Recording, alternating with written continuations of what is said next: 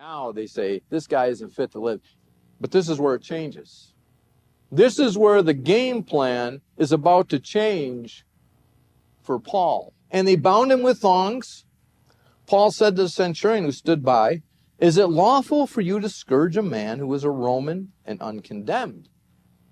Paul's about to play the race card. I talked about this a few weeks ago, that Paul was about to, and he could have done this anywheres along this whole transaction. He could have dropped that little nugget, but he didn't. God's using it at the exact time that he wants it revealed, which is here, before Paul is about to be scourged. Look at verse 26. When the centurion heard that, he went and told the commander, saying, "Take care what you do, for this man is a Roman." When I used to coach basketball, we talked about being a triple threat. He's a triple threat. Because Roman citizenship, he's going to get to speak before the Romans.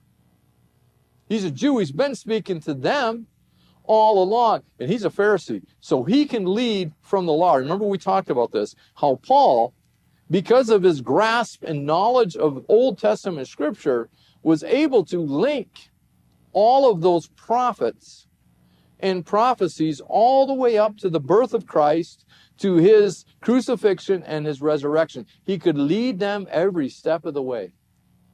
Paul was uniquely equipped to do that.